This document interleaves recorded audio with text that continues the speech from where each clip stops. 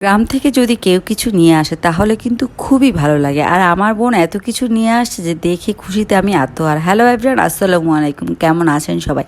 কতগুলো ব্লগেই বলেছিলাম যে বোন এসেছে গ্রাম থেকে, আর গ্রাম থেকে বোন আসার সময় আমার জন্য বস্তা বস্তা ভরে জিনিস এনেছে।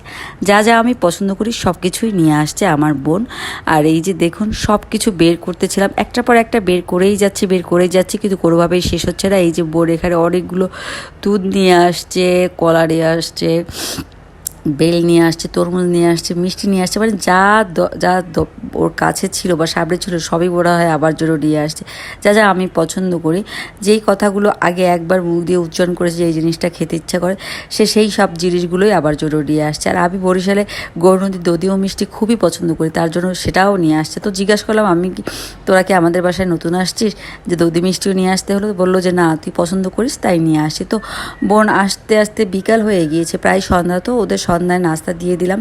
নাস্তা খেয়ে তারপর সারা রাত গল্প করেছি, কথাবার্তা বলেছি, অনেক রাতে ঘুমিয়েছি। ঘুম থেকে উঠতে উঠতে দেরি হয়ে গিয়েছে, সকালের নাস্তাটা দিয়ে দিলাম, ওরা খেয়ে নেবে। এরপরে এই তো রাতের খাবারটাও খেয়ে নিয়েছিল। এবার সকালে ঘুম থেকে উঠতে একটু দেরি হয়ে গেল, সবাই মিলে উঠে এবার নাস্তাটা করে নিলাম। নাস্তায় পরোটা ভেজে নিয়েছিলাম, রুটি ভেজে নিয়েছিলাম, ডিম, তারপরে চা ছিল। তো এই তো সবগুলো নাস্তা দিয়ে সবাই মিলে নাস্তাটা সেরে নিলাম। এরপরে রান্না করতে চলে গেলাম, কারণ দুপুরের আয়োজনটা করে আবার আমরা ডক্টরের কাছে যাবো। আমার বোন ডক্টর দেখাতেই আসছে ঢাকাতে। তো অনেক দিন পরে আসছে, তাই চিন্তা করলাম একটু ভালো মন্দ রান্না করি। কালকে তো কয়েক আইটেমের মাংস রান্না করেছিলাম, তাই চিন্তা করলাম আজ আর মাংস করবো না, আর শুধু মাছই রান্না করব, আর শাক রান্না করব, লতি রান্না করব। এই খাবারগুলো আবার ভীষণ পছন্দ করে আমার বোন, তাই চিন্তা করলাম ও যা পছন্দ করে তাই রান্না করি। তো এখানে বড় বড় পাবদা মাছ ছিল, পাবদা মাছগুলোকে কেটে দিয়ে পরিষ্কার করে নিয়েছি। পাবদা মাছ রান্না করবো আর গলদা চিংড়ি মাছ রান্না করব।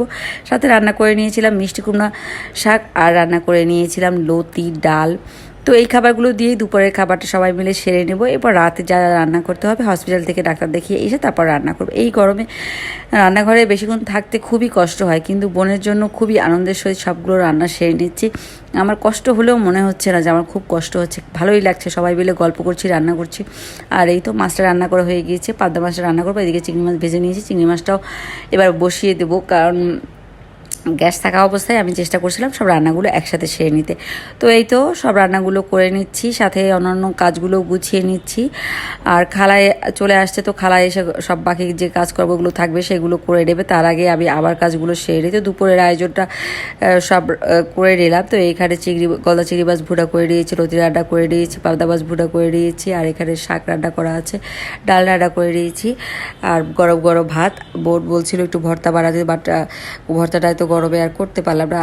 ইনশাল্লাহ আগামীকাল ওকেও সব ধরনের ভর্তা বানিয়ে ভাত খাবো। তো আজকে ভিডিওটা এই পর্যন্ত, সবাই ভালো থাকবেন, আল্লাহ হাফেজ।